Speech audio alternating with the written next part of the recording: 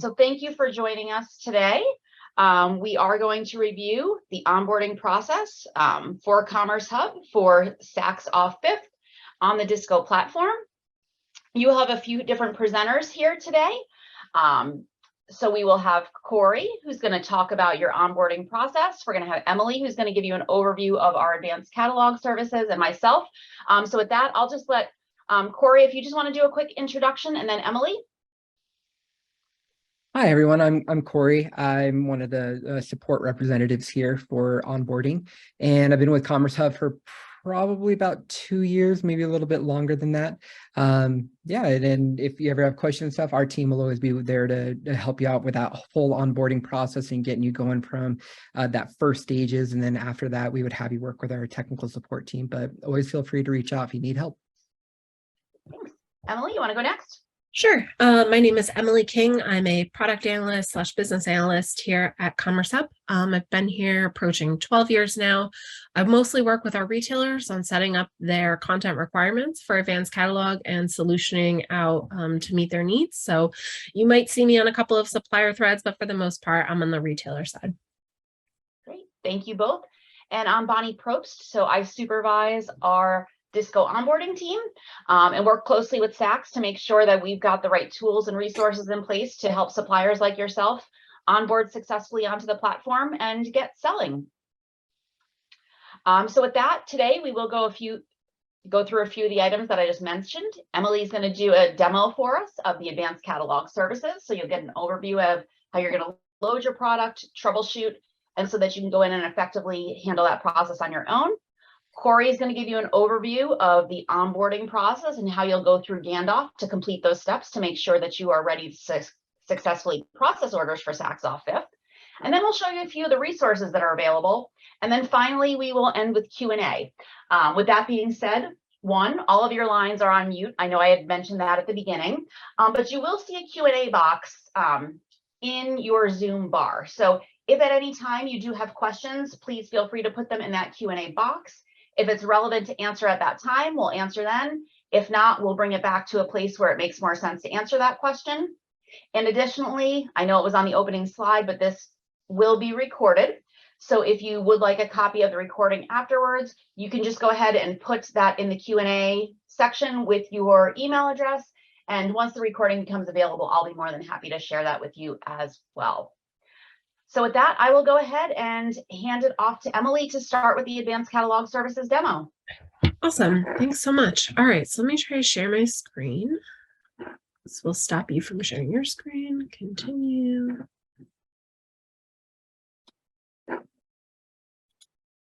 Okay. Bonnie, can you just confirm for me that you can see a couple? I can, yes. Thanks. I really just want to move this bar so I can get rid of this. Okay, here we go. All right, so I'm logged into our staging account. So this is not live supplier data, but it is one of the test suppliers that we use for the Saks account. So just to kind of level set there. Where I am right now is in the dashboard. So whenever you log into Dsco, you're going to land here at your dashboard, and then you can get to whatever you need to for the advanced catalog pieces over here in the left-hand nav. Underneath workflows, 2 options appear for you that are related to catalogs. One of them is products, the other one is catalogs. The only real reason that you might need to go in and look at catalogs is just in case you wanted to be able to see just kind of the overview of what Saks is going to be expecting for you. It's just a place where you can see all of the different attributes that are going to end up being in your templates. Otherwise, there's really no need for you to come in here at all. And in fact, we'll redirect you back to the products page where that's where you'll be doing the loading, kind of the monitoring of things. So if I click on our products page, here on the products page, this is going to have all of the SKUs that you have loaded. They have a number of filters that are over here on the left, so that can help you kind of look at all of the SKUs. These are all the SKUs that you load for the Saks Off Fifth channel, and you'll notice a couple of things about them. One of them is going to be the SKU.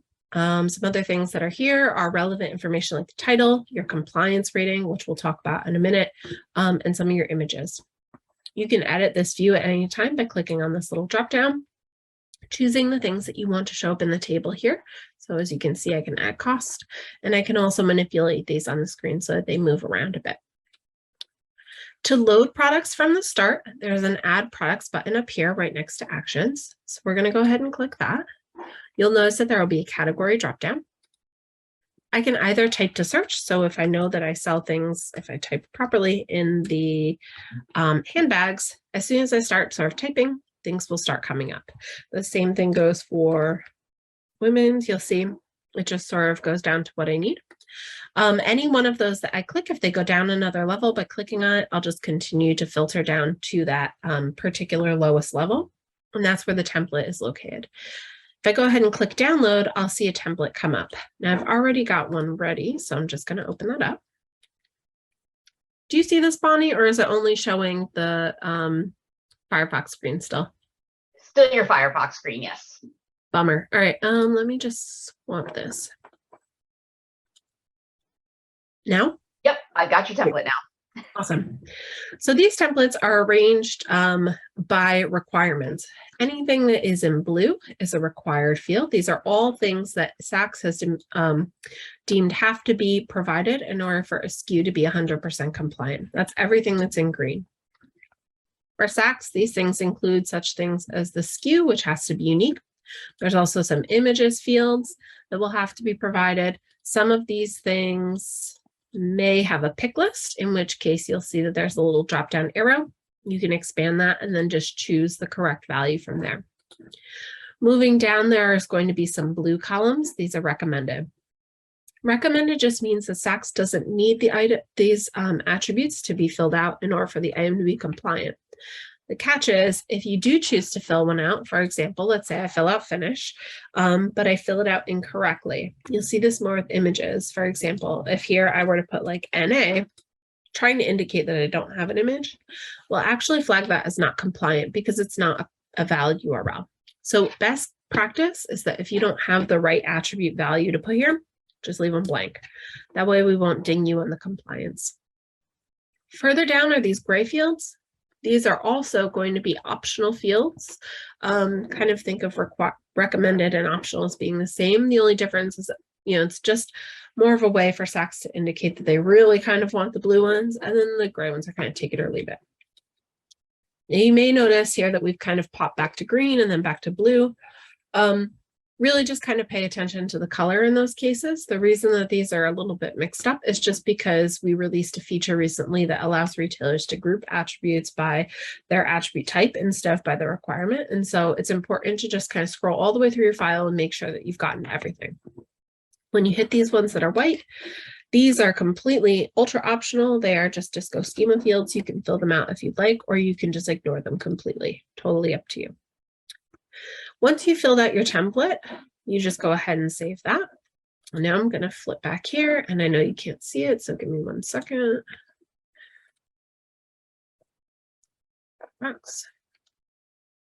Okay.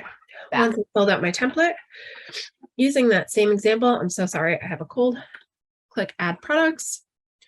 Go ahead to the category that you were in. I think I was in skate swim. There's a huge amount. And then click Upload. This is a regular file upload, so I would just click on this box. It's going to pop open, my usual thing. And then just drag the file that you want there. We're going to process the file that you've run. And there will be a box that will pop up here that will be either green meaning it's a success, and a message to go along with that. Success, we're processing your items in the background. You can leave this page, or it'll show up red. For red, there will be a specific error message that goes along with that. And it's usually around things like your UPC not being the correct character length. There's only a couple of problems that will flag that red box. UPC being one of them, a bad file format being another one. Otherwise, most things are going to be let through even if they don't meet compliance. And that's where this column comes in. You can see here that I have different means of compliance. So I've got some that are not compliant. There are also some, if I just use this filter for a minute, there are also some that are 100% compliant. For those that are not compliant, sorry, let me say this. For the ones that are 100% compliant, congratulations, there's nothing else that you would have to do. Saks can go ahead and start building these products. Where you want to focus your efforts is on those that are not compliant. Items that are not compliant are ones that have not met some aspect of the required attributes, or like we showed in a recommended attribute, where you haven't provided a valid value. You can always look in here at any time to see the values that you've provided, but at this stage in this particular screen, we don't show you what is not compliant. We just kind of show you what you provided. Instead, you would want to look at your exceptions, and that's found underneath automation and reporting. Exceptions. So automation reporting, exceptions, and catalog exceptions. You click on that. This is going to show you by category all of the items that have exceptions, as well as the last date that they were updated. You can export any one of these files. So let me just try to grab a smallish one. You'll see that we're going to let you know that something has started downloading. And then once I do get that download and I open it up, it's going to look exactly like the import template that I was just using, except that all of the exceptions are going to be highlighted yellow. So places where things went awry. So for example, here in class subclass, you'll see that class subclass is required. And in this case, it was left blank. Because it's a green column, it's required. You don't have your spreadsheet again, sorry. Yeah, I was just gonna say the same thing. No, you're great. Ah, man, Zoom just gets me. Okay, sorry guys. All right, here's my exceptions report. So I'm just going along and I'm looking for the thing that's yellow. That yellow highlight is what's going to let me know that this is not compliant. So in this case, class subclass is required. You can see that it's got the little red flag. It's highlighted yellow. If I hover over it and keep my mouse still, it will tell me what the problem is. Because it's green, we know that it's a required field, and because it wasn't provided with a value, that's why I'm getting a percentage of my compliance knocked off. It's really easy for me to change this. I would just go in here, because we gave this back to you in the exact format that you need to load it in. You can make all of your changes just right here in the sheet. Go ahead and make any of the updates you need. Just double check. Again, just, you can stop at the white, but just checking that nothing else is required. Save that file. And then going right back, let me fix this. I know you can't see it. Okay. Going right back to where we started on products, add products, and then load that file again. That's going to be apply as an update, and that should fix any of your compliance issues that you have. And then it's just a lot of like rinse and repeat, making sure that the file has gone through, checking for not compliant, making sure that this number should be as close to 0 as possible. A couple of options that you have here on the left, which might just help you kind of keep tabs on your items. These are things that are here really just meant to help you. So we've got compliance as a filter, so you can look for compliant, not compliant. Unknown is going to be items that you've loaded inventory data for, but haven't followed up with the advanced catalog data. That's how things end up in an unknown status, because they haven't been applied to a category, and so we can't run compliance. The other status is going to be processing. Oftentimes that's because we're still running processing on your images, and so we haven't been able to get a compliance rating just yet. Some other things that you can look for here are around partner SKU status. And this just means, has Saks provided a partner SKU back, and have we been able to match on it? Same thing with listing. Has Saks indicated that the item was for sale on their website? That would be what listed means. These are things that Saks sends back to us. We don't manage this. We get them from Saks, but it's a great way to know where your product might be in the Saks workflow after you've loaded your items and you think that everything is compliant. The other thing that's worth taking a look at here would just be recent activity. So this is really great if you have a couple of people in your organization that are doing this uploading work, and you're in more of a leadership role and you just want to kind of take a look at how things are progressing. We have a couple of filter options here under recent activity to give you an idea of the work that's been going on in your account. You can check to see when things became compliant, when they were added. Clicking on any of these opens up some date filters. So we've got within the last day. If you keep scrolling down, which isn't quite clear until you start scrolling, there's custom date, which comes up with a date picker. So that's just another cool thing that you might find useful. Are there? Oh, go May I ahead. add one thing with just with the template? So when we get those exception templates that Emily was showing where those fields were yellow, one of the things you'll notice is that she had the option of doing that pick list, that drop down of I'll bring it choosing up. the correct Corey. item. One of the things that we would like to point out is that if you see that your particular field that maybe you're needing and a drop down's not there, so maybe we need like NA or something within this field and it's not there, we will want to have you speak with the retailer and confirm how to move forward with that and if it should be a field that is available or not. Sometimes the template will allow you to type something there, but if you do that, it will not be compliant because you must only provide what is available with those drop downs. So just again, if you're on a specific one and you have like 500 different choices to choose from, but the one you need is not there, make sure to talk to the retailer to confirm how to move forward or what would be needed. Because if you try to type it, you'll get a non-compliant issue. So that I just wanted to point that out. That was all. That's a terrific call out, Corey. Thanks so much. No, that's really great. Yeah. So, and just so you know, for clarity of what would happen there. So if you go back to your retailer, in this case, I brought up that is for item. So let's say that you wanted to choose NA.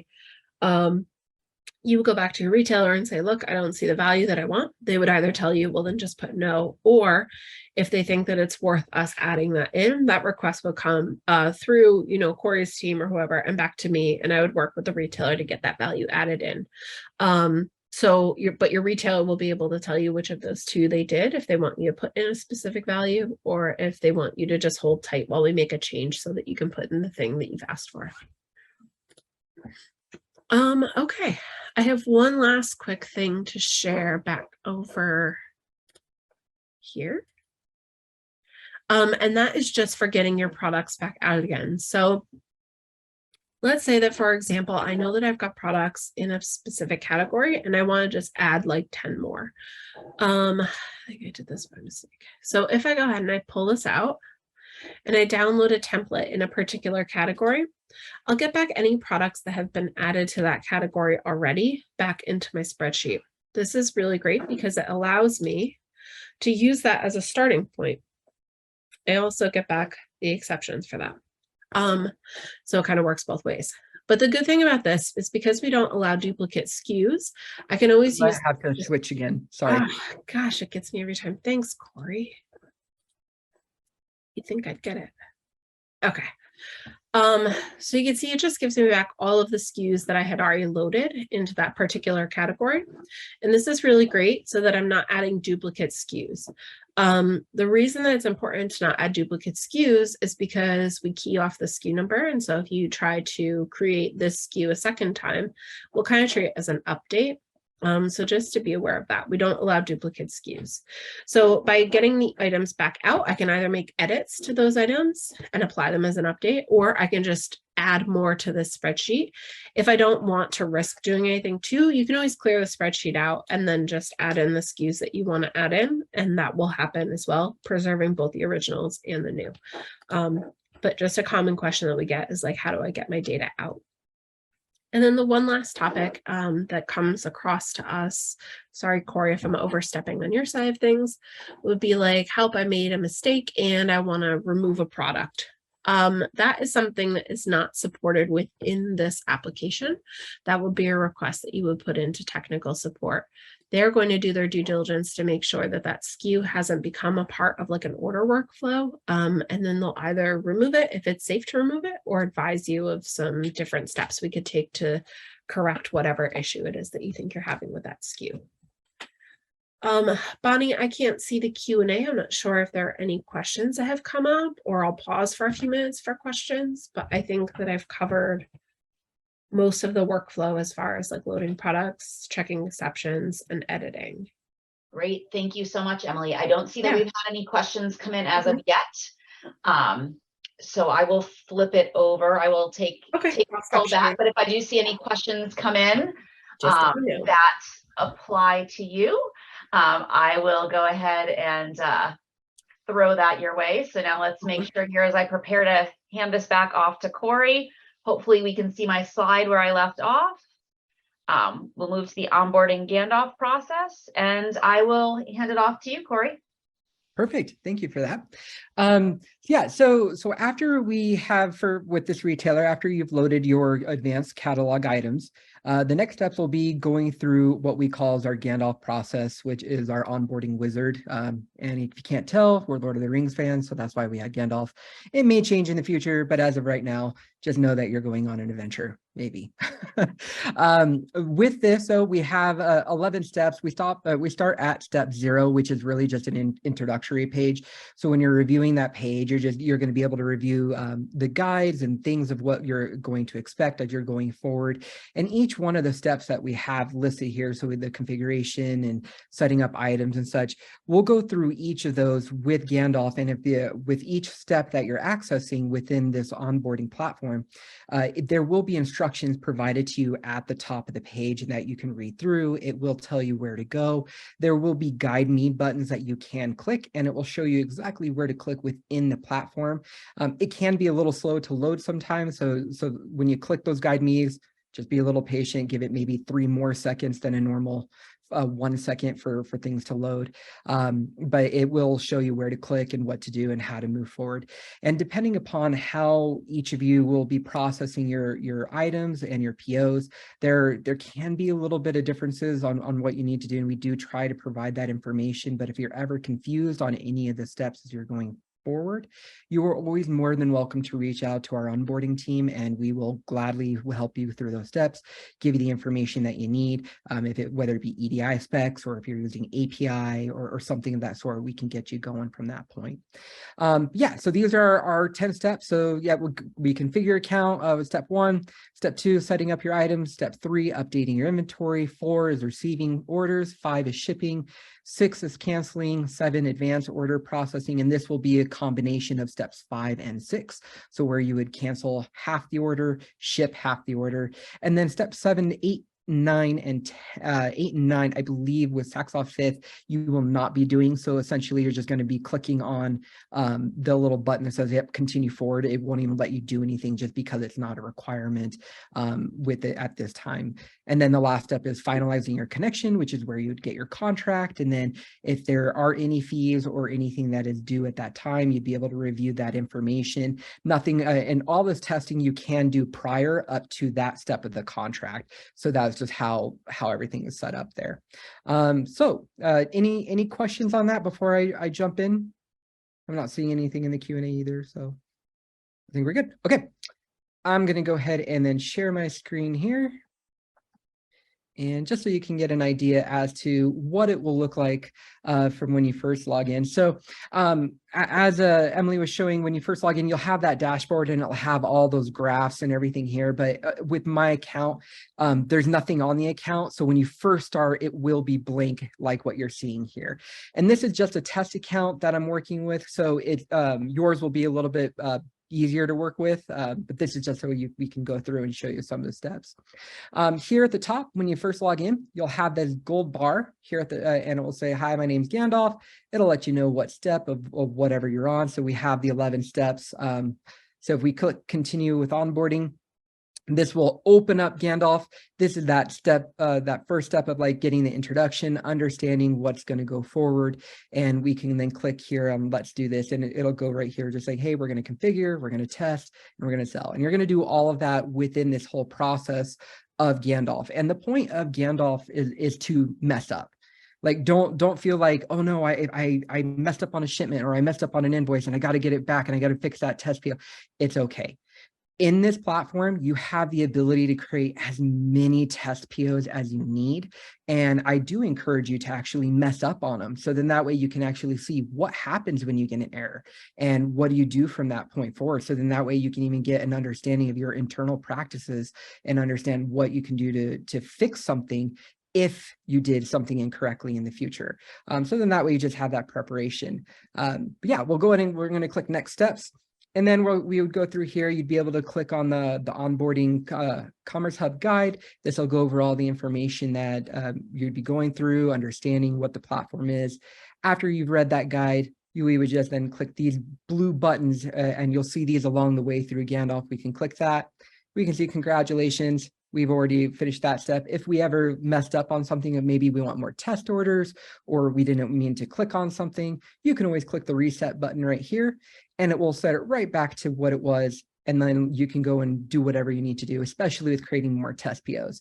That orange reset button is a great one. If you're like, I need 15 POs and I want to try all this different stuff with it, you could come in and you can create as many as you need to when you get to that proper step. As we move down the steps, again, here's all that information of what it is that we're going to be going over. You'd be setting up your time zone, order notifications, returns, and SLA notifications of things of this sort. And you can, again, click on information that you're needing. If there's a orange guide me button, you'll actually see it here, and we'll see it as we go forward. But to show you where all that information is, you can click that hamburger menu here. That is what it's called, the hamburger menu. So you'll remember that the rest of your life. You can click those 3 lines down here in settings. You can click this one. And then this one, we have the ability to come in here and do general settings. And this is where we can come in. We can click these edit buttons. We can change our time zone. We can change other general information. If you need to change your password within the system, you can do that here as well. Here's our general. We can go through primary contacts, return address, policy settings, and legal. None of this is set up on my account because, again, this is a test account, but this is something you are going to want to make sure is completely filled out. And the reason that you want to have all of this information is that if there's a contract that's going to be generated for you, we can't get that contract data to you without all of this information having been provided. So when you're first setting up your accounts, please ensure that all of the information in here is exactly the way that it's needing it to be. So then that way, when you get to that finalized step, there won't be any issue with that contract getting to where it needs to go. And then things can be processed towards the end there. And the same thing here with email notifications. This one is just for orders. And then if you did returns, that would be something that you would do. And then SLA notifications. You can add multiple emails if you needed to. So I could come in here. I can add a comma, and then I can add my email, and then go forward and be able to type as many as I need to. So if that's good here, and then I want Emily, I can add Emily, then I can add Bonnie, and just make sure that the emails are spelled correctly. And then you can just go here, add that information. You can click Save Changes. But what I'm doing is incorrect. I'm doing it on the back end. I'm sorry. You have to click the Add Email. I'm sorry. I'm used to my back end stuff. We're not going to do a comma. We're going to just click the name Add Email, and then so the fifth of this was email.com. Add another email at email.com. There you go. And that's how you would be able to add that information in here. And then you click Save Changes, and then you see right here, that's where I'm used to on the back end where I was putting my comma. Sorry, guys. But then you can just see that here. And then if you spell something wrong, you can always come back, click Edit, and you can change that information here. This will also be the same place that we would want to ensure that you have your warehouse information. So on the warehouse manager, I have just multiple test warehouses where I'm doing stuff, but you'd come in if we need to add that warehouse the first time, you're going to click Add Warehouse. You're going to provide the code. So this is a test warehouse. I can do that. I can name it whatever I'd like to name. Postal code is 83402. We can do that. And then type in whatever address that we need to. And we can come here, United States. This is an Idaho zip code that I know. And then if you want to add any notes or anything, and if you really had to get specific with your warehouse, you could add latitude and longitude, but it's not required. Then you can go ahead and click Save. And now we can see that here. Here's my test warehouse. This is the code I provided. If you're curious about what code and where do you get that code, it is something you make internally. It is exactly how you guys would identify it within your organization. It is not something the retailer nor Commerce Hub will provide. So it is whatever you're needing that code to be. I do recommend keeping it short, just a couple letters and numbers, or just a couple letters, because if you try to add a space or make it more complex, like if you try to just name it another company as your code, you're going to have to type that every single time on any type of documentation, and it can get really notorious, or just you don't want to do that. So I recommend keep it simple, keep it small, and that will be a lot easier for you. Any questions on warehouse or the settings page? Sorry, I don't have the thing up, Bonnie, so if you'll have to let me know if there's any questions popping up. Yep, so far so good. So So go good? ahead, Okay. and if I do see anything, I'll call it out. Okay, perfect. Thank you. All right, so we come back here to onboarding. We just make sure that we go through mapping and ship mapping and such. So again, this is another section that we can come in here to our settings. Yeah, and then we're in our settings. You can even again change your company profile. Map settings, if we were to click on this one here, this allows us to go through our cancel code mapping, return code, and ship mapping. So if I were to click here on ship mapping, we can see here, here's my FedEx. I got 2-day. Here's the standard code that's actually used for all the standardized shipping methods here. But every time that I get, maybe if the retailer is setting the FE2D code, I really don't want it to come over as FE2D. I want it to come over as test. So I can uncheck it if it's good. If I want to check it off, I can come in here, change what it is, and then I can even change that information. Now I want this to be fed today or something like that, and I want it to be this code. And this was what will come over on maybe your EDI documentation or other ship methods that you have for that understanding. So that way, when those POs are being imported and exported, you could use this code and it's going to send it back and it will send it as the code that it was received or vice versa. So in that way, you understand what the data that is coming over. You do have the ability to come in here and configure your carriers as well. So if you need to add a carrier, remove carriers from your account, you do have the ability to go through all of this and get everything checked off without issue there. One of the things to keep note on this is sorry, just someone knocked on my door. So sorry, I am so sorry. Hold on sorry. Yeah. Okay, thank you. Sorry, got someone else to take care of. Sorry. Sorry, Bonnie. So that will be that for the ship methods there. Then we can do the same thing with cancel codes, and I'm going to close that here. And then you can go through here and then you can be able to check off whatever it is that you need to check off. And then you can say, hey, here's a reason. So every time this particular cancel code comes in, I'm going to give it this reason. So then that way you have this information that will go back and forth. Yeah, that will be those steps here. These other options, I do recommend that you can go through them. Automatic invoicing, this is an option that you can turn on, but again, you guys are not using invoicing, so it's not something you guys would ever be working with. Company profile, again, we can come in through here. We can change the information on your company. So if you ever need to remove a certain contact who's the main person, you can come through, change all that information, add logos, add a website, and this can always be updated at any point in time. If you ever do, just as a side note, if you guys have not created your account yet and you're at the process of accepting that invite and creating your account, you will have that these options available to you within that creation page, but sometimes the web browsers don't load things properly. If you're getting an error that says no logo or no website was provided, but you didn't see that as an option, please reach out to support, but it usually means that you just might have to clear your cookies and cache within your browser to get the browser to load correctly. And then you can check off that information or provide it as needed. But that's just a little side call out on that part with setting up your account. So yeah, so next step, we've configured it. We say everything's good. We got our warehouse set up. We got our users. And again, settings is also where we would be able to add our users.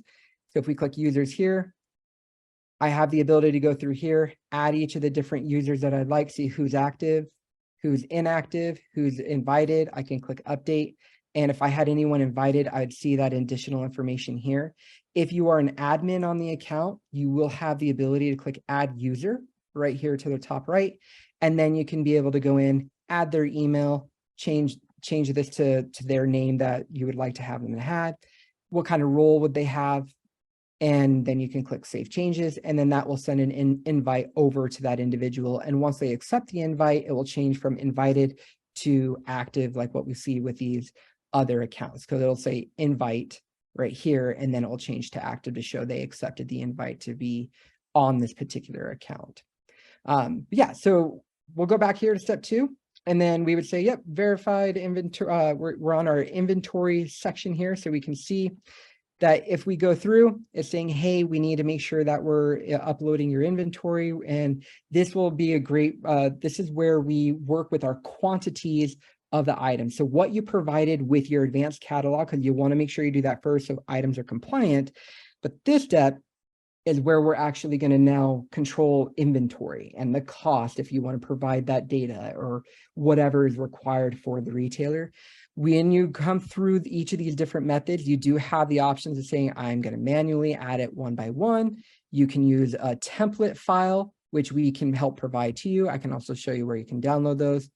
Or if you're doing an SFTP connection or an AS2 connection, these will be options that you can choose if you are using an API to process it, because APIs are so unique and things are a little different with each platform. What you can do, you can still choose manual item by item, but then you process everything using your API. And if you need those API tokens and credentials and such for your account, API credentials are linked to a username and not to the account as a whole. So to get that information, reach out to support, and we would provide the email that you're needing the credentials for, and the retailer. If you have multiple retailers you're working with, then we can go and get that information created for you and provide it back, and then you can use that information. And even though you're using API, you can still choose the bubble option manual, and you can still proceed forward and we'll be okay.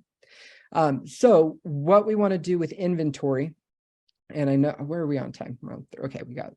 So with inventory, I already have some test SKUs created here, but what you can do is you can click create SKU. If you were doing it manually, we want to actually, sorry, not do create SKU. If we're doing it through the products page, you want to make sure that those items are there. When they're there, they should appear here, and then you'll be able to click on the item itself, and you can manually update if needed. Otherwise, if you are, you're probably wanting to then use a template that you can upload, and that will allow us to update that information. And what we can do is if we click this, if your products have been uploaded, you can actually click download all results. And this will allow you to get your inventory, and you can get it as a CSV file or an XLS file, depending on which one, or tab if you like that format. We can go ahead and then download this particular file. And then what we can do is we can make the needed adjustments within our file, and it's going to pull that data that we've already provided and allow us to be able to update the quantities, cost, and everything else of the particular items. So I don't believe you can see my screen, so I'm going to go over here and let's share and share. Okay, can you guys see my Excel? Is that working for you? Yep, I can see it. Okay, perfect. So this is what the template would like if you exported it. So we have the ability to come in here.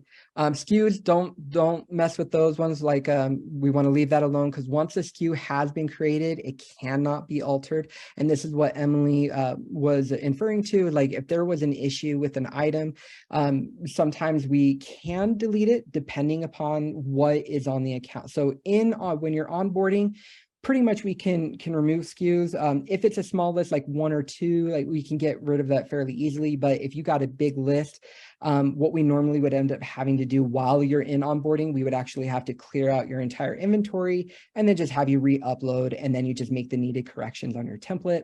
But if you have live orders on the account, 9 out of 10, we cannot remove those inventory items. We would actually have to hide them, and that would be a process we can discuss at a later time if we ever get to that. But just so that way you're aware, try to, with the SKUs, try to be as accurate and make sure that they are as you're needing. The SKU numbers, you can make it whatever you're needing. As you can see, I have just letters and just some random numbers and such.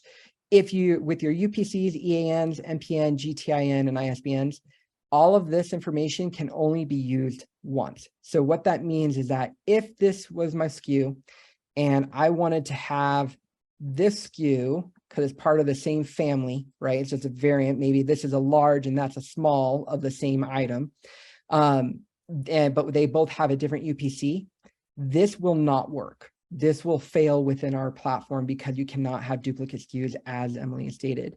The same thing would occur with UPCs. If I tried to have the same UPC in both of these fields, the system will not let you make any of these adjustments because it cannot be duplicated. Every item and variant of an item will have to have its own unique UPC, SKU, and EAN, and so forth.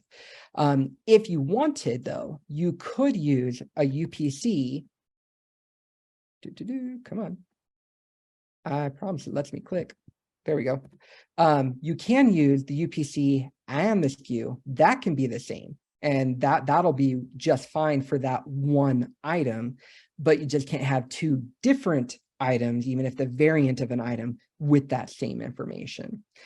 So yeah, just make sure that is always as you're needing it with SKUs. UPCs and the rest of this information, you can alter as much as you need to. So if you find down the line that like, oh, I've got to change this UPC to now have it like maybe a -C as part of your UPC, you're more than welcome to make those changes. This is the SKU itself can never be altered after it's created. Then we can go forth and we can see that I'm like, okay, I want to change my cost. I want to change this information. I could change my quantities. I want to change it from status to in stock, out of stock. And the warehouse information, this is just what's exported. You don't have to worry about this particular ID because that's a Dsco ID. But if you're like, okay, I'm no longer having this particular item in the FX warehouse, but I'm going to now have it here in this warehouse, you can change, if it'll let me copy that, sorry. You can change that information in inventory, and then you just want to make sure that your warehouse, that your quantity for your warehouse matches the same quantity for your here. If you had multiple warehouses for one item, you can have that, you can do that. It is okay. So you can see here, I can actually copy this particular field. And we're just going to go insert. And what I would actually want to do is I'm going to go, this is my warehouse code number 2. I can then go copy here. Now I'm going to have FedEx. So rather than 500 in this warehouse, I'm going to go 400.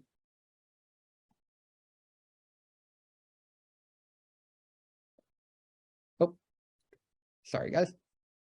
Just do that. Let's try it again. There we go. We're just going to copy this over. And we would just say, okay, this is going to be for warehouse quantity number 2. So now I need 100. Now I can see 100, 400, that's 500. And if I were to go to my actual quantity available here, I can see that's 500. So as long as these two quantities match up between the different warehouses and you got the correct warehouse codes as needed for those areas. Sorry, I'm screwing up my template here, guys. Sorry. We'll delete that. Okay. You can then make sure that everything is right, and then it will load just fine for you. And that would be how you can do it with a template. It would be the same thing with EDI or with the API. If you have more than one warehouse, you just want to make sure you have the correct quantities listed for each warehouse and that those quantities match up to what is available here. One of the other things that we can do too is we're going to come back here and we're going to go back here, share. Is that there are unique templates that we can provide to you that don't have all those extra arbitrary fields that have just blank data. We can provide those templates and help you be able to just have a template that only shows the required fields. You can also come here within our support articles, and we'll go over this in more resources, but we do have the ability for you to come in. You can download your inventory, a cancel, and a shipment template that will just show just the required fields for this particular retailer and give you that information you need. So back into Gandalf, if we click continue, and so we got our item set up, we did everything right, we're good, we can click verify our inventory. It's going to run through the checks, let us know if things are inaccurate or correct, and they'll have this red buttons that will appear in the top left.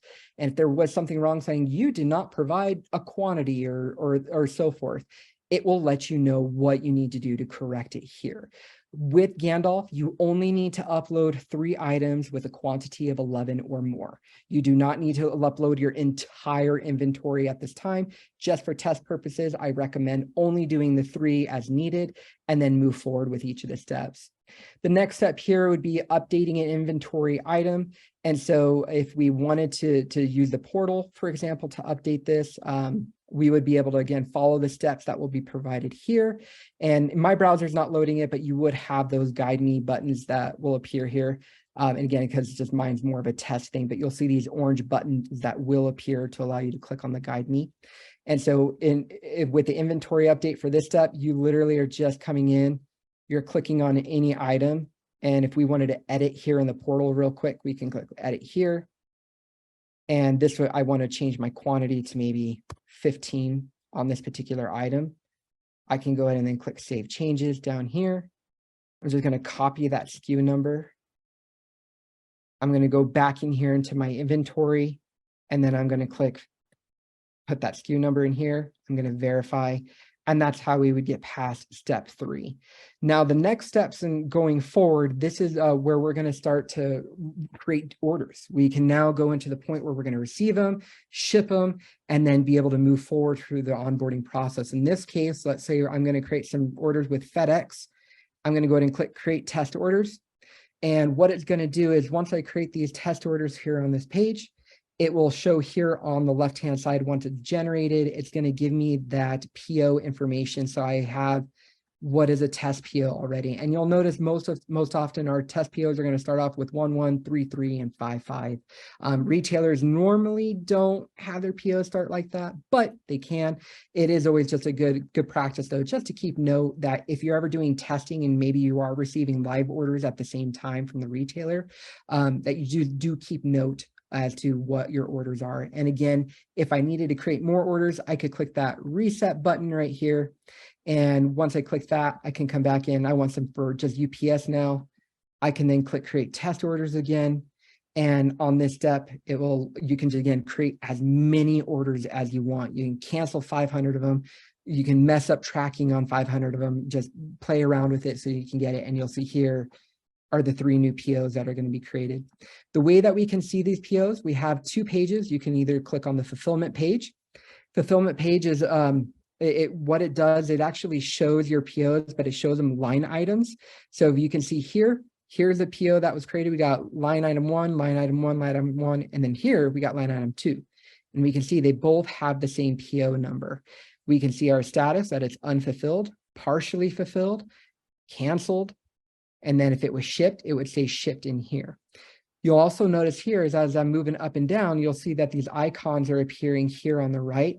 These allow you to do just a quick action for each of the particular items. And where are we on time? So we got time. Okay. You can click acknowledge. So that now it's been partially filled. I acknowledge that order. If I just wanted to ship it, I can click add tracking. And if you had the information here, you can go ahead and then type all that information in, and then you can be able to provide the data as needed. And then you click save and acknowledge. If you had to add additional tracking for a particular item, you do have the ability to come and click add tracking. And if there was 2 line items, I can say, I want this one to be part of package 2, and I want this one to be part of package 1. And now you can provide that shipment information for 2 different line items and shipping both of them with giving them that different shipment information. And then you just have the ability to do this as well. So you can even see if it was just the 1 line item, you should have the ability as well to even say, like, if it can't fit in 1 box, you have to do 2. You should be able to split it. But if you ever run into these weird issues like this, you're like, I'm not quite sure what to do, always feel free again to reach out to support and we'll go over that with you. The other thing that we can do as well is that we can even do a mass of everything we want to do. So we want to get everything at once. And I want to make sure I'm going to acknowledge all of these POs at once. I can go ahead and click this, and now we can see everything has been acknowledged, but it's going to give me this error because I have ones that were canceled and I had other ones that were in a ship status, and you can't re-acknowledge ones that are like that. And so I wanted to show that to you guys. So that way, if you're like, wait, what happened? And I did everything. If you have other orders that are appearing here, that is why you would get an issue like that. But now that we know that all of these have been at least acknowledged. That's what we're going to do here for step 4. You do not want to ship on step 4. Oh, hey, there you go. My God, you uploaded for me. Told you guys I'm in a test environment. So the acknowledgement on step 4 is all you're going to do. You're just acknowledging the PO. Don't add shipment, because if you add shipment and then try to come in here and say verify, it won't work because it's looking for those POs that have only been acknowledged. And if you add the shipment, it changes the status of that particular PO and won't let you move forward. But if I needed to click this guide me button to show you guys how it would work, you just read this information. If there's a link, you can it'll provide you the link of what you can do. You can also click the next button and it's going to show you where to click. So we can click that. And then here it's telling you click here, click workflows. So if I clicked workflows, go click on hover over orders, or I click it, it will then show you where to click and what to do. So then that way you can go through each of those steps. So if I clicked here, here's how to acknowledge. And then it goes through each of these different ways of doing it. This page here is different than the fulfillment. Fulfillment is a little bit more advanced. This is just another way to come in. You can see more of just the POs themselves. It doesn't break them down by the line items like we saw on the fulfillment page, but you do have all the same options in here that we can highlight all 3. We can do a bulk action where if the acknowledge was available, we can click acknowledged. And then once we do that, you'll see that they'll change here. If we needed to cancel all of them, you could do the same thing with cancel. Once it goes, it will load. And then now we can see they're all shipment pending right here. If I needed to resend a PO and it was still in a shipment pending status, we do have the ability, again, mine's in the test environment, but you check this off. You get a bulk action here and you can actually click created and it will send it back into a created status to allow you to re-poll it with your options and things of how you're working with getting your data. But in this case, we just need to make sure everything's shipment pending. We're going to go to the next step quickly and we're going to click verify and acknowledge all test orders. So we're great. Now we're on the next step where we can add that shipment. And so here's where we were talking about, we can create more test POs, or in this case, because we don't need to do that, I can go here to that fulfillment page. I can go ahead and just click on a PO right here.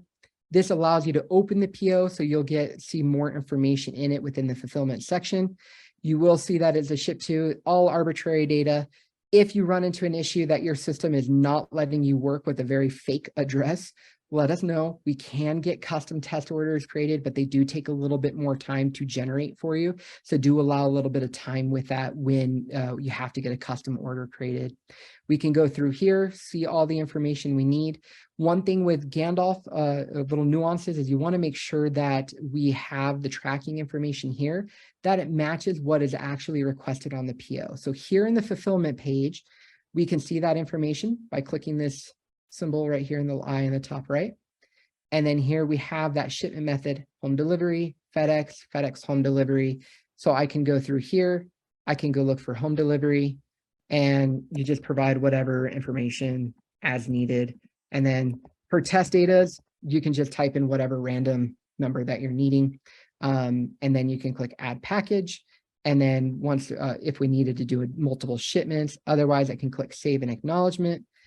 And there we go. Now I've added my shipment data, gives you the information date that you're needing. If you need additional data on that PO, we can scroll down here. We can see the line items, what kind of a SKU it was. And then we even get the history of that PO down here towards the bottom. And that allows us to understand what's going on. If you ever received any type of error, what you get right here are these little IDs called a process ID.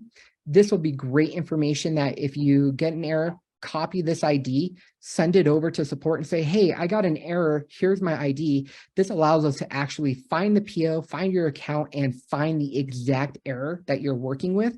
And this will be more of assistance to us to understand what issues are occurring so we can better assist you, and we can assist you more quickly rather than having to write back and say, hey, can you provide such and such information for me so I can ensure that I'm on the right account or seeing what you're seeing. This will be a great tip for when you're reaching out to support. It's like, I can't figure this out.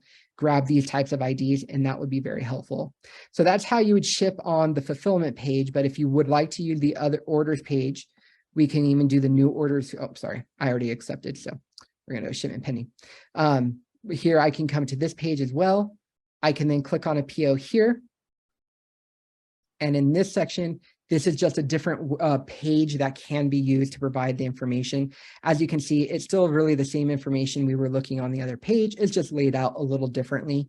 So here, our shipment information is here, where here on the other side, we had to click that button to have it open and close. And it provides all the exact same data. If shipment was applied to this, we would see the shipment information here within this section. And then we would see the line items, but because I'm working on my test account and these are just bad POs, all my data has been removed. So let's see if we can find one real quick. I think we're actually at time. But yeah, that would be what we would do in that case for being able to ship and go forth. And then so if I had a PO that was shipped, we're just going to go to all order. I'm just going to grab a PO real quick, because then I can just finish that last step there for everyone. Come on, there we go. We're gonna just grab this. Oh, it's not gonna work. I'm gonna do, where's my PO? That was a good one. We're just gonna do this one real quick. Sorry, I'm just gonna do this one real quick because I'm not seeing mine that I just shipped. Okay, so if I did want to do this one, I can click add tracking here at the top. And we're just going to go, and I'm just going to add just fake information here. I'm going to choose today's date, currency code. Let's just say it was that, ounces. I like to provide all that information. You don't have to, you only have to provide what's required. I'm going to click save shipment.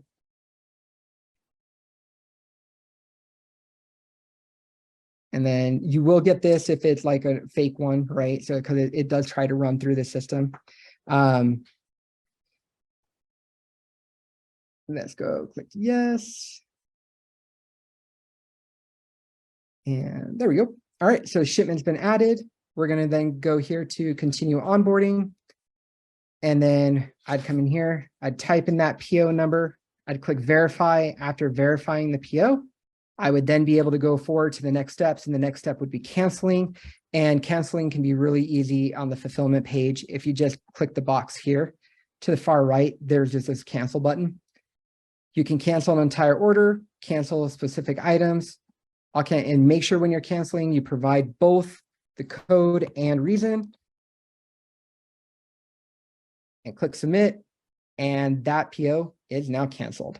And that's all you would have to do for you guys for Saks, because after that, you can come in, verify that you canceled this PO. And then the last steps, it would just let you move forward with one canceling and shipment, which you can do with the same thing, and then you'd be done. So I'm sorry, I took a little bit more extra time there, Bonnie. You want to take it back? Sorry. Absolutely, not a problem at all. Thank you. I appreciate you being thorough. All right, let me make sure I'm pulling this back.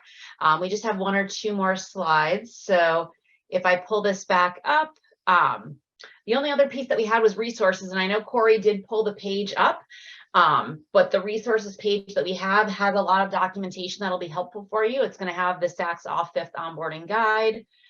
There is information on advanced catalog services. It has an overview, common errors, and a training video. You'll see the required fields by workflow and the Excel templates by workflow, like Corey showed you. So you'll have files for inventory, cancel, and shipment. You'll have the packing slip guide if you choose to create your own packing slips. If you are going to communicate and connect via EDI, you'll have all of your EDI documentation listed there, as well as the ship code mapping. The URL here is on the slide, but of course we'll be able to share that with all of you afterwards, which does bring us to Q&A. I haven't had any questions come up yet, so I will keep it open here for a minute or two. In the event you do have questions, while we wait for that, there is the contact information for our team here. So if you do need assistance while you're going through the onboarding process, you can email us at discopartnersetup@commercehub.com. Or we're available by phone from 8 a.m. till 9 a.m. 8 a.m. until 9 p.m. Eastern time via 844-HUB-HELP, which is 482-4357.